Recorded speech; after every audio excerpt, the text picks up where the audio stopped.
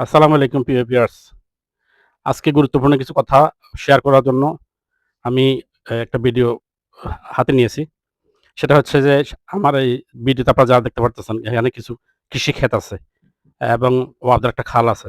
কৃষি ক্ষেতের এই যে দেখা যাচ্ছে দূরে একটি টমেটো ক্ষেত, বিশাল বড়।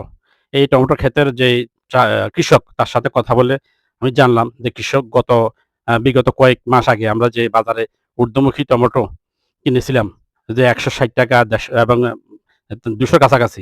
ওই লোকটি বিদেশে ছিল সেখান থেকে এসে এই টমেটোর দাম দেখে সে উদ্বুদ্ধ হয়ে এই ৳১,০০,০০০ ১ বছরের জন্য জমিটি লিজ নিয়েছিল। লিজ নিয়ে সে ২ জন মিলে এখানে টমেটো চাষ করতেছিল। টমেটো চাষ এবং বেগুন চাষ করতেছিল। এখন দীর্ঘ ৩ মাস যাবৎ তারা এখানে কাজ করে তারা আমাকে জানালো তারা ২ জন লোক কাজ করতেছে। প্রতিদিন যদি তারা ৳৫০০ করে বেতন পায়, বেতন হিসেবে চাকরি করে তাহলে প্রতিদিন ২ জনের ৳১,০০০। অর্থাৎ ৩ মাসে তাদের খরচ হলো ৳৯০,০০০ এবং আনুষঙ্গিক খরচ আছে আরো ৳১০,০০০ ৳১,০০,০০০। লিজ হলো বছরে ৳১,০০,০০০। অর্থাৎ এখানে যে পরিমাণ খরচ হইছে এবং সেই পরিমাণে তারা প্রচুর লোকসান তারা গুনতে হবে এবার। কারণ হচ্ছে যে টমেটোর দাম একদম নিম্নমুখী। অর্থাৎ ৳৫ ও তারা বিক্রি করতে পারতেছে না। অথচ এই টমেটো বিগত কয়েক মাস আগে আমরা ৳১৫০ থেকে ৳২০০ দরে কিনেছি এবং আগামী হয়তো আরো ২-৩ মাস পরে আমরা এই টমেটোটা ঠিক সেম দামে কিনতে হবে।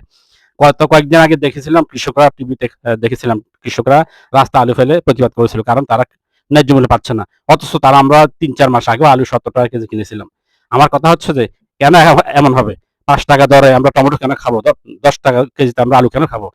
কৃষকরা কষ্ট করতেছে তারা তাদের ন্যায্য মূল্য পাচ্ছে না।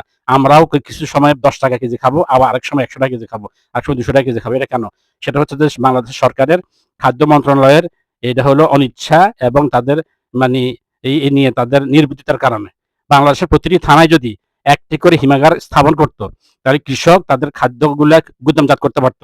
গুদামজাত করে তাহলে আমরা এখন এই যে ৳১০ কেজি আলু, ৳১০ কেজি টমেটো না কিনে আমরা সারা বছর ৳৪০ কেজি আলু, ৳৪০ কেজি টমেটো এবং ৳২০ থেকে ৳২৫ কেজি আলু খেতে পারি। এতে কৃষকও লাভবান হবে, সে তার ন্যায্য মূল্য পাবে। প্রতিটি থানাতে যেন প্রতিটি থানা বাংলাদেশের প্রতিটি থানাতে যেন একটি করে হিমাগার স্থাপন করে। কারণ বাংলাদেশে বিভিন্ন কাজে, অপ্রয়োজনীয় কাজেও লক্ষ টাকা বাজেট হয়। কিন্তু আমাদের দেশে যদি কৃষক বাঁচে, জনগণ বাঁচবে। আমাদের খাদ্য নিরাপত্তা নিশ্চিত হবে। আমরা কেন বাইরের দেশ থেকে খাদ্য আমদানি করব? সুতরাং আমাদের দেশে যে প্রয়োজনীয় আলু, টমেটো, পেঁয়াজ উৎপাদন হয়, তা ঠিকমতো সংরক্ষণ করতে পারলে আমাদের বাইরে থেকে খাদ্য আনতে হবে না। সুতরাং সরকার যেন আমাদের দিকে খেয়াল করে, আমাদের কথাগুলো যেন সরকার কানে নেয়। যেন প্রত্যেকটি থানায় একটি করে হিমাগার স্থাপন করে। এটা আমরা জোরদার দাবি জানাচ্ছি এবং আপনারা দয়া করে এটা শেয়ার করে দিবেন। ধন্যবাদ।